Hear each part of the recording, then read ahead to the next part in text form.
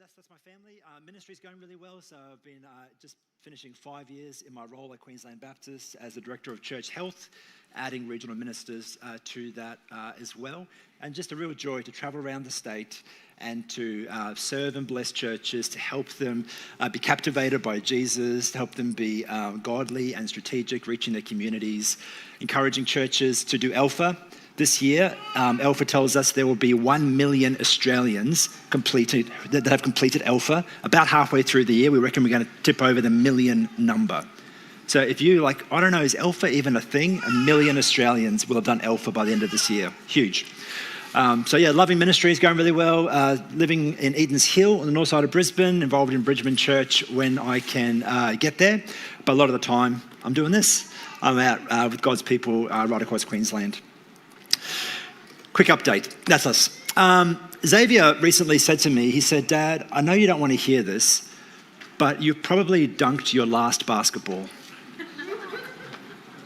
Man, it was hard to hear because I'm 44 years old. I used to be able to dunk a basketball pretty easily, not so much anymore. In fact, the last time I tried, I'm glad no one had a phone and a camera out because I can't do it anymore. That part of my life is over. In fact, I'm slowly coming to terms with the reality that I'm unlikely at 44 to be a professional athlete. Unless it's, maybe darts or bowls. Those are my only two options. I did play pickleball over the holidays, and that was fun too. So maybe there's an avenue for me there in pickleball. But it's true. I was telling a friend of mine this, and he said, "Do you know statistically that once you turn 35 years old, most people, almost everyone, never sprints again?" Never sprint. When you're a kid, man, if you go shopping with your mum, you are sprinting down the aisles. You sprint every chance you get when you're a kid, but once you turn 35, that's over. Never sprint again. It's interesting, isn't it? It comes, as we grow older, we kind of get captivated by this idea that I'm too old for that. That's never going to happen for me. But we never tell our kids you're too young.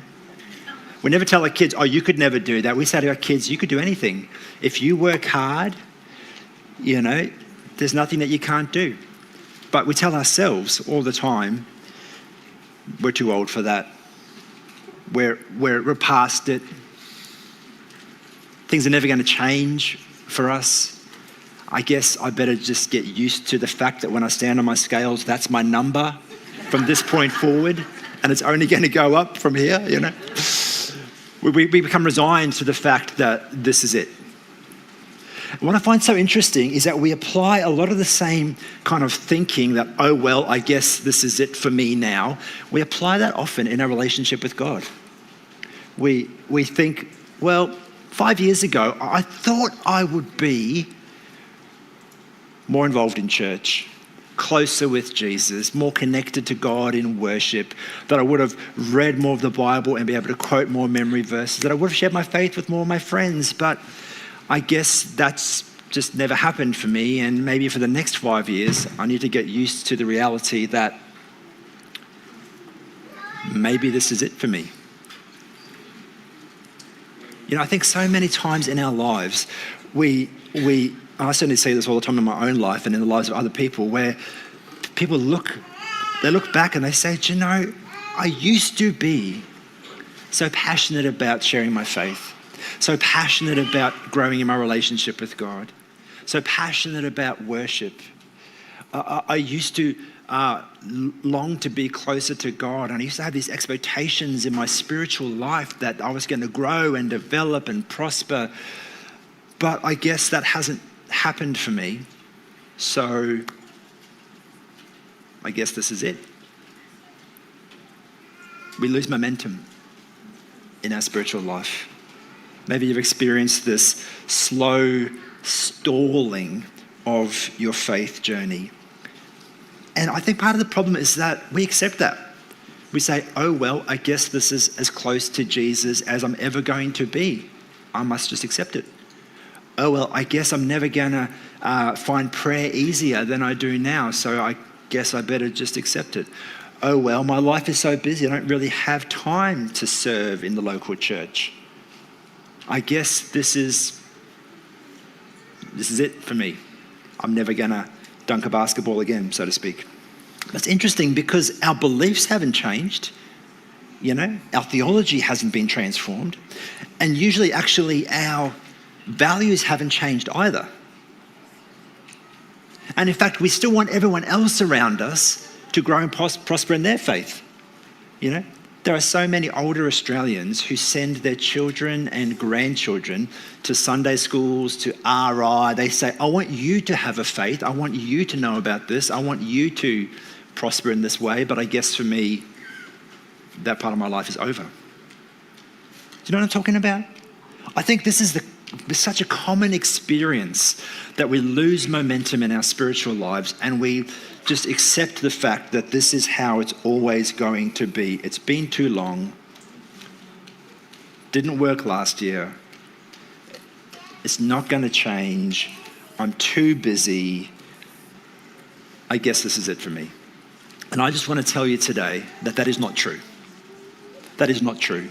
There is a fresh start waiting for you in 2025. You do not have to accept that this is how it's always going to be. God has a fresh start in store for you. And I just want to unpack what that might look like. And I want to take us to the passage we read before in Exodus 3, the story of Moses. If there was ever someone who thought he'd missed his chance, if there was ever someone who thought my life is over, if there was ever someone who thought I can't come back from here, there is no way forward for me, it was Moses. Moses lived to be 120 years old. I'd like to know what his diet is, because I think that's pretty good. 120 years. The first 40 years, he was raised as royalty in Egypt. Right? But knowing that he was a Hebrew. The second 40 years, he's literally roaming the wilderness working for his father-in-law. And then the third 40 years, he's leading God's people, parting the Red Sea, going toe-to-toe with Pharaoh, going up the mountain, receiving the 10 Commandments. Incredible. 3 40-year blocks in his life. And Moses has a fresh start. And I want to take us to this. So in Exodus chapter 2, we see Moses' great failure. So he's 40 years old. He's a prince in Egypt. He's powerful, connected, educated, affluent, everything. But he knows that he's a Hebrew. And one day he sees an Egyptian slave driver, soldier, mistreating one of the Hebrew people, one of God's people, who took shelter there 400 years earlier. Joseph, Jacob, the whole story. Go back and read Genesis if you're not keeping up. So Moses sees this Hebrew being mistreated and he takes matters into his own hands. He feels entitled to try and take action. So he takes action, he kills the Egyptian, pushes him into the sand and he gets covered up, bury the body in the cement slab. No one will ever know, right? That's what Moses thinks. But it becomes discovered, and when Moses realizes what he's done, he runs. I picture Moses being like, can I get that 5 seconds again? Can I just do a do-over? Because that 5-second window where I said, hey man, leave that guy alone, pushed him under killed him, buried him, and then realized, have you ever had a moment you wish you could do that again? Have you ever had a car crash? Where you're like, if I just didn't change lanes at that moment, I wouldn't have hit that car. Or you crash your mountain bike. And you think, if I just taken the B line, the easy line, I wouldn't have ended up with a broken arm. And a broken bike, more importantly, hey Jeff, because that matters more than a broken arm. See the picture of the guy in hospital and he's in a full body cast and he says, Doc, give it to me straight. Is my bike okay? You just want that 5 seconds again. This is Moses' experience. He just wishes he could have that moment again. But the cat's out of the bag. It's too late. His life takes a dramatic change. And we see in verse 15 of chapter 2, when Pharaoh heard about this, he tried to kill Moses, his adopted grandson, basically. But Moses fled from Pharaoh and went to live in Midian, where he sat down by a well. His life is out of control. So he just takes off and he runs into a place mid. The place is Midian. Not a very nice place. Runs into the desert, sits down by a well, by himself, exhausted, isolated, disappointed. His life is over as far as he's concerned, right? Meets a girl there, marries her, starts working for her dad. As a man in your 40s, I live with my in-laws, I work for my father-in-law. I'm not sure if that's a story that you want to tell. It's probably not one that I want to tell. In fact, things are so bad, he names his firstborn son a name that means foreigner or alien or stranger. Puts a photo up on the screen. That's my eldest. His name's Stranger, because I feel like a stranger. That's his brother, Weirdo, because sometimes I feel weird, you know. Hey. That's very funny. Round of applause. Well played. Right?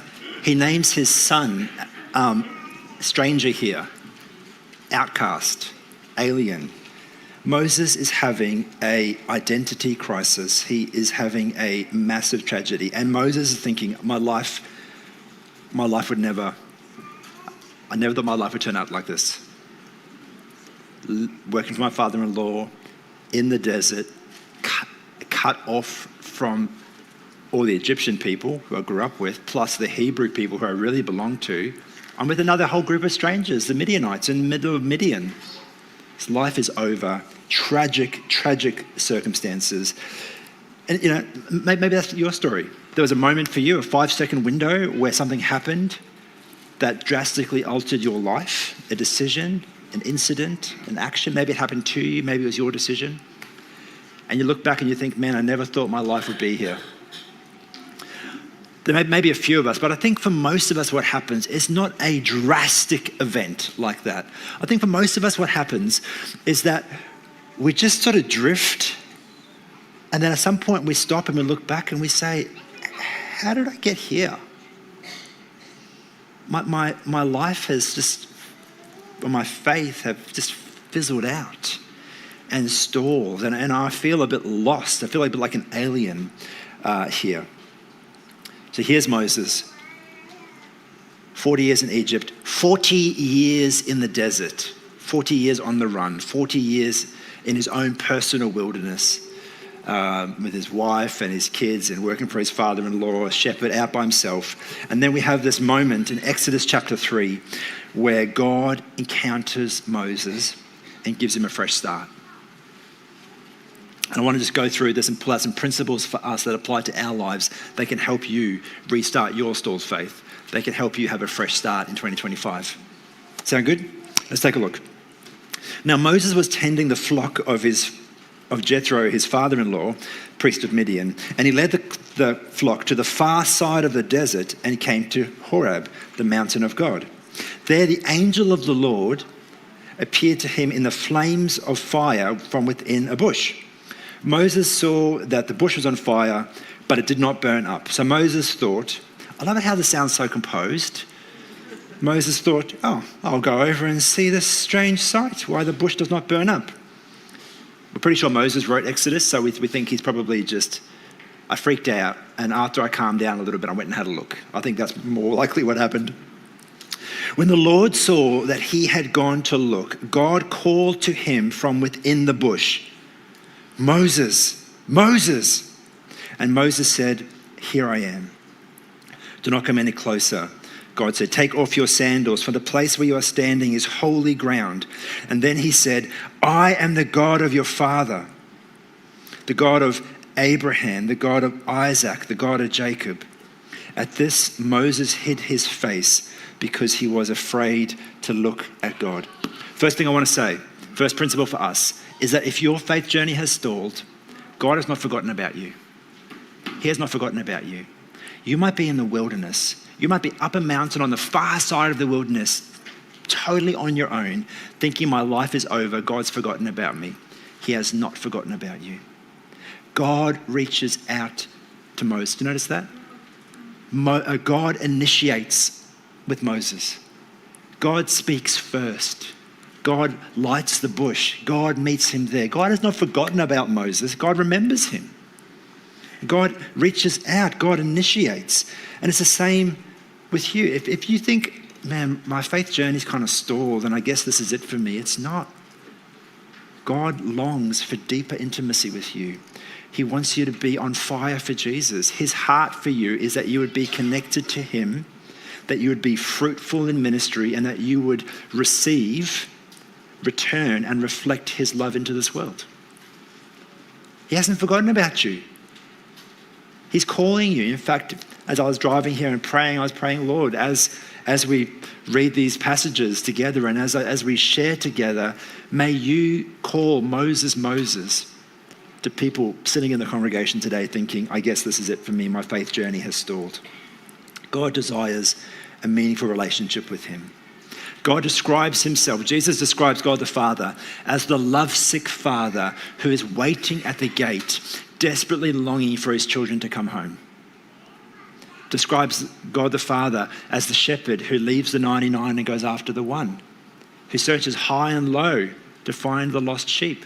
He describes Father God as a woman who turns her house upside down, like living with teenagers, right? To find the lost coin. God has not lost interest in you. He desperately, desperately, desperately wants to reignite your faith journey, wants to go deeper with you. That's number one. Number two, when God speaks your name, say, here I am. That's what Moses does. God speaks from within the burning bush and Moses answers, here I am. He responds to God's invitation. That's the first step, to acknowledge, actually, I think God is speaking to me. I think the Holy Spirit's at work. I think this passage is for me. I think the sermon is for me. It's happening now. It doesn't need to be a sermon. It can be a sunset. But a time when God reaches out to you and says, Moses, Moses. And despite all that's happened, despite all the drama killing the slave, despite Pharaoh trying to kill him, despite going to the wilderness, despite feeling like a stranger and an outcast, despite all of the drama and failure and everything, when God says, Moses, Moses, Moses still says, here I am. And you can do the same. Doesn't matter what's happened before. Doesn't matter what's happened before. It doesn't matter what's happened before. When God speaks your name, answer, here I am. Number three, recognize your own sinful frailty in the light of God's awesomeness and power. Do you know what it means to fear the Lord? So fear, Tim Keller says, this is so profound. He says, to fear God, it's the two things you hold in tension. It is awe and respect. The strongest awe and respect coupled with the deepest of love and affection. That's what it means to fear the Lord. Not to be afraid of God, but to hold him as awesome and holy, to respect him, to revere him, but also to love and serve. That's what it means to fear the Lord. And this is what Moses does. When God says, Moses, Moses, what does Moses do? He hides his face. Why does he hide his face? What is going on in that action? Well, it's twofold. One, it's the brilliance of God, even speaking through a burning bush. The Lord is awesome. It's a holy place. God is wonderful. God lives in, the New Testament tells us, in unapproachable light. He's awesome. So he shields himself from God's awesomeness, his wonder and splendor and power and majesty, but he also hides himself in humility. He recognizes God's awesomeness and his own brokenness and frailty. It's not a conversation of equals when you meet God face to face. He is awesome and you are not. And this is what Moses does. He is aware of his own brokenness. God goes on to say, I am the God of your father, the God of Abraham and Isaac and Jacob. And implication here is God saying, I am the God who knows you, Moses. You cannot hide from me. I know who you are. You're exposed. You cannot hide from me. I see you. But I also love you. And my plan is to draw you close to myself. Moses is confronted with the holiness of God, with the goodness of God, with the power of God. And in that moment, he recognizes his own frailty his own brokenness, his own tragedy, his own lack of power and goodness, right? This is what's happening for Moses, and it's the same for us. Part of your way back, part of restarting your stalled faith, part of a fresh start is to recognize there is a God, and it is not you. That God is awesome and holy and wonderful and powerful, and that you are not. That you are, like all of us, weak people who sin, who live with guilt and shame and powerlessness. And until you reach that moment of humility before the Lord, there's no way forward. You have to recognize God's awesomeness and his goodness and respond in humility. Number 4, own your own excuses, but don't let them stop you being obedient. I love this about Moses, right? The Lord said, I've indeed seen the suffering of my people in Egypt. This is verse 7. I've heard them crying out because of their slave drivers, and I'm concerned about their suffering. So I have come down to rescue them from the land of the Egyptians and to bring them up out of that land into a good and spacious land, a land flowing with milk and honey, home of the Canaanites, Hittites, Amorites, Perizzites, Hivites, and Jebusites. Sounds like a building site. Now the cry of the Israelites has reached me. I have seen the way the Egyptians are oppressing them. Verse 10. So now go. I am sending you to Pharaoh to bring my people, the Israelites, out of Egypt. God sends him back to the scene of the crime. Did you notice that? Moses' life is a train wreck. He names his kid Stranger because he feels like a stranger. He feels like he doesn't belong anywhere. And God says, I'm going to rescue my people. I know you. I see you. And by the way, I'm sending you. You're my plan, Moses. And I imagine Moses halfway through that being like, yes, rescue the people, see the oppression, lead the people out of Egypt, into their own land, the land of our fathers. Awesome, awesome. Sorry, God, can we just go back a little bit? It sounds for a moment, just for a second there, it sounded like you were saying that I was going to have to go back to Pharaoh. And God's like, I'm going to send you back, buddy. How'd it go last time? How'd it go last time you tried to save the people, hey? When you intervened, when you took matters into your own hands, how was that? It was a disaster. God sends him back to the very place of his greatest failure. But this time, with the power of God, on a mission from God to do God's work, okay? And Moses lists all of his excuses and insecurities. I wrote a few down for you. 3:11. But Moses said, who am I that I should go to Egypt and bring the Israelites out of Egypt? 3:13. Moses said to God, suppose I go back to the Israelites and say to them, the God of your fathers has sent me to you, and they ask me, what is his name? Then what should I tell them?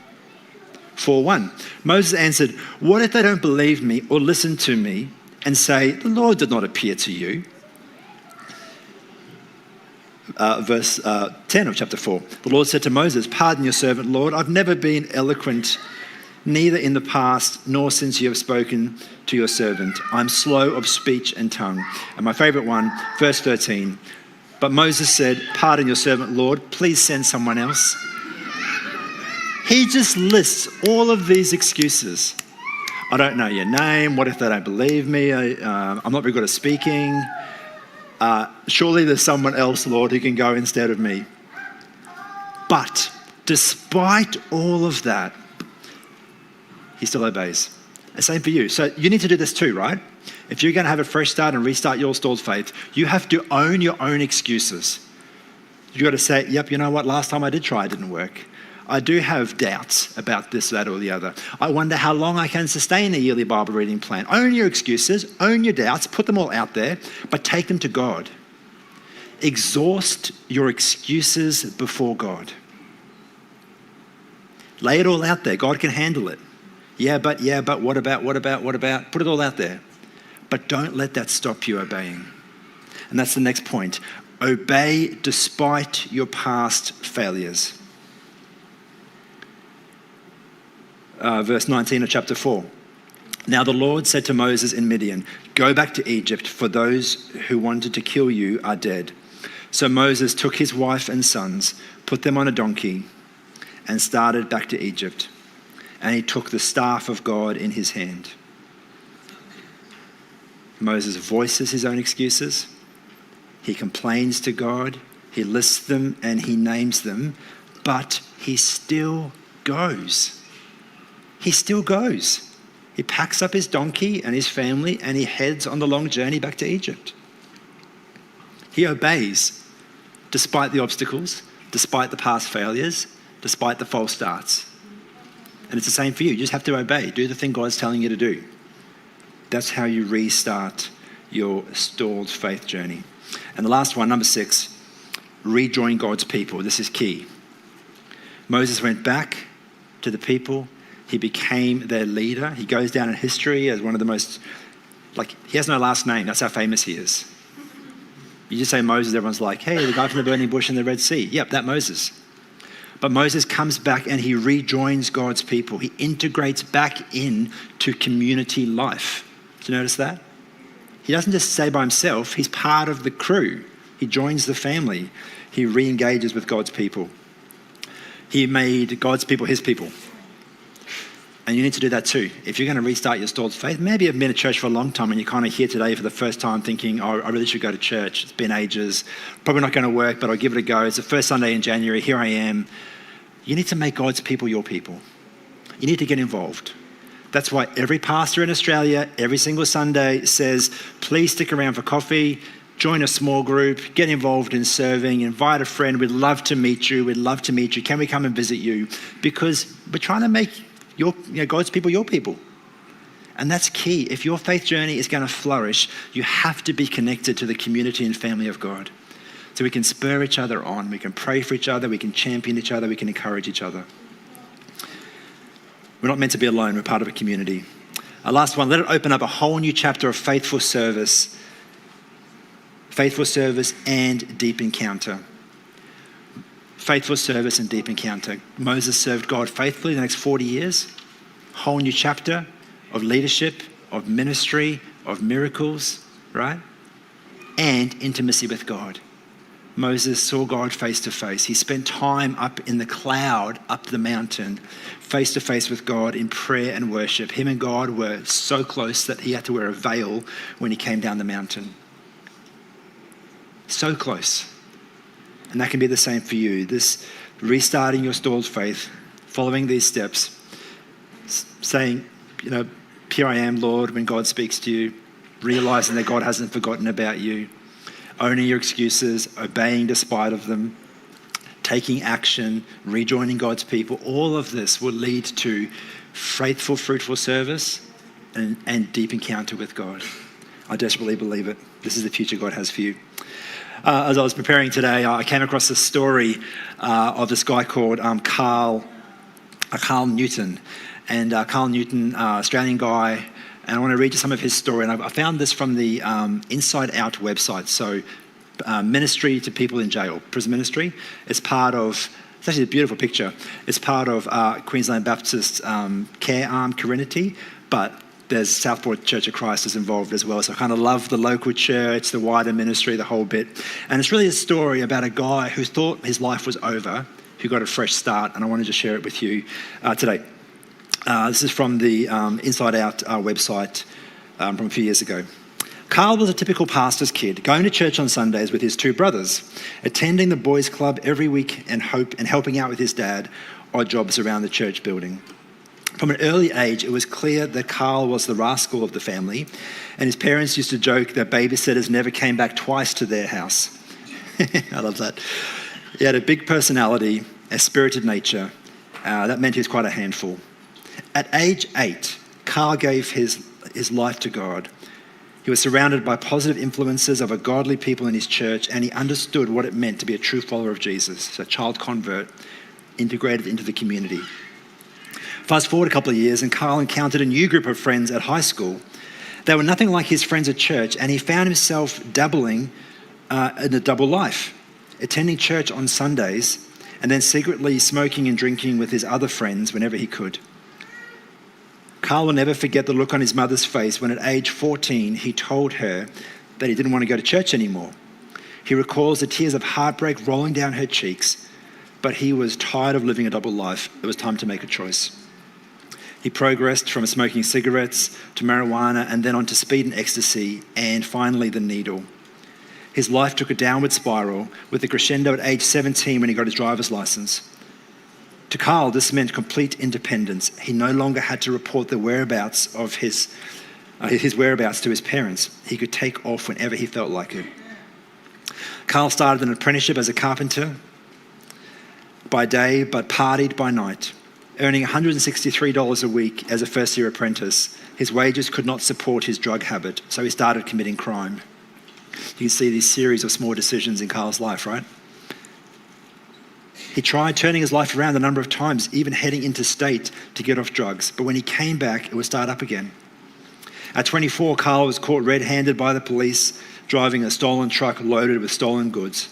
He found himself in a cell awaiting sentence at Arthur Gorey Correctional Centre, where he met prison chaplain George Stubbs. I love how God's people are in dark places. Don't you love that? That's where we need to go and bring the light, isn't it? So good. Carl was caught in a vicious cycle that saw him in and out of prison for around 12 years. Each time, George Stubbs, the chaplain, would faithfully visit him. Carl recalls the comfort of seeing George's friendly face each week, reminding him that God still loved him even here on the inside. It was a pleasant reprieve from the negativity of prison life. Carl started attending church services in jail, rejoins God's people. And he recalled that moment when, as an 8-year-old boy, he gave his life to Jesus. Was it too late now to honor that promise? He thinks there's no way back, right? God's stirring in his heart. God's calling his name. He's connecting a bit with people on the inside who love the Lord. But he has these doubts. Can I restart my stalled faith? Is there a fresh start for me now? Carl made the life-changing decision to sever ties with his old friends and run headfirst back in the direction of his childhood faith. Upon release from prison, Carl paid his way through university and worked hard to get his builder's license. Not easy to do with a criminal record. Now he provides building services and temporary accommodation for patients flown down from the local hospital from rural properties. Today you'll find Carl sitting with his mum and dad in church, just like he used to all those years ago. And on April 10, 2016, Carl's dad had the great privilege of baptizing his son at Southport Church of Christ. The prodigal son had returned home, and Carl's mother watched on, this time with happy tears in her eyes. In fact, you can jump on the website and you can watch that baptism service on YouTube from the Southport Church of Christ YouTube channel. Powerful story, isn't it? Of a guy who thought, my life is over, I'm in jail, God's forgotten about me, but God hadn't forgotten about him. God had a plan and a purpose for him. Do you know, in both the Old Testament and the New Testament, there's several times where the writers refer to Moses as this same Moses. This same Moses. Stephen does it in the book of Acts. It happens throughout the Old Testament too. And it's like, yeah, you guys know Moses. You know Moses, Pharaoh's son, the boy in the basket from the river, fished out by Pharaoh's daughter, grew up. Yeah, that Moses, the same Moses. Yeah, Moses who was famous in Egypt, who was like a prince in Egypt. Yeah, that Moses. Yeah, same guy actually, same Moses who killed that slave driver, who Pharaoh tried to kill, who ran for his life, who wandered through the wilderness. Same guy. The same Moses. In fact, it's the same Moses who sat down at a well and met this girl from Midian, fell in love, married her. Yeah, same guy named his kid Stranger. What a weird thing to do. It's the same Moses. Same Moses that for 40 years felt like an outsider, like a loser, like a failure, who wandered around looking after his father-in-law's sheep. Same guy. It's the same Moses. Yeah. That's true story. Same Moses. This same Moses. This Moses who met God at the burning bush. This Moses who fumbled through his excuses but went anyway. The Moses who went toe-to-toe with the most powerful man on the planet, the Pharaoh of Egypt. Moses who did miracles. Moses who led the people through the Red Sea. It's the same Moses. Moses who took God's people into the wilderness, built a tabernacle. They worship God, the priesthood, the sacrifices. The Moses who goes up the mountain, meets God face to face in a cloud, brings down the 10 Commandments. He's glowing so much from being in God's presence. The same Moses. The Moses who wrote the Ten Commandments, the Moses who we think wrote the first few books of the Bible. It's the same Moses. Moses the prince, Moses the loser, Moses the champion and hero. It's the same Moses. And I think the writers do that because they want to remind us to see the whole story. That your story is not over. That God has not forgotten about you. And if you feel like you're flat or stalled in your faith, my friends, there is a fresh start for you. If you would just respond, here I am, when God speaks. I want to lead us in prayer as we finish today. And maybe for you, this is a bit of a turning point for you. Maybe this is your burning bush moment and you need to take your shoes off because you're on holy ground. Maybe for you, this is a time where you say, Lord, I had given up hope that my faith could change. I had resigned myself to the fact that I'm always going to be here. But I'm beginning to believe that you have a fresh start for me, that your mercies are new every morning, that you are a lovesick father desperately trying to get his family back together. And I've just been praying for you, friends, that for many in this room, some drastic like Carl, but I think for a lot of us, it's just that sense of we've accepted the fact that this is as good as it's going to get. And it's just simply not true. God desires to go deeper with us. He desires to go deeper with us. Fruitful service, strong encounter. So let me lead us in prayer. Let's pray together. Father God, I thank you that you're a God of love, that you're a God of mercy, that you're the God of second chances, that you're the God who never gives up on us. Lord, you never lose interest in us. You desire intimacy with us. You desire, Lord, for us to carry the good news of the gospel, to bear kingdom fruit in our families and communities and lives, Lord. And Lord, for those here today who have believed the lie that this is as good as it's going to get, that they can't change from here, Lord, I pray that you would break in, Holy Spirit, in power, that you would break into their lives, that they would have a burning bush moment. Maybe it's even happening right now, Lord. That they would respond by saying, here I am. Here I am. I'm going to name and own my excuses, but I'm going to obey anyway. And the thing you're calling me to do, Lord, I'm going to do that thing. Maybe it's invite someone to Alpha because I've lost confidence that the gospel really does change lives. Maybe it's doing the Bible reading plan because I've lost confidence that your word is powerful and light and life. Maybe it's getting up half an hour earlier because I desperately want to spend time with you in prayer because I believe that you are life itself, love itself. Lord, would you move in power, I pray. Would today be a day that people tell a story about 5-10 years from now, about a time when their lives were transformed, where they turned things around, where they got a fresh start, whether it's in a big way, Lord, or a small way. Just before we sing, I just want to give you just 30 seconds just to be present to the God who's present to you, to stand before the burning bushes as we keep playing quietly, and just say, Lord, what do you want to say to me? Holy Spirit, what do you want to say to me? Just for 30 seconds or so, and then the team will lead us. Thank you.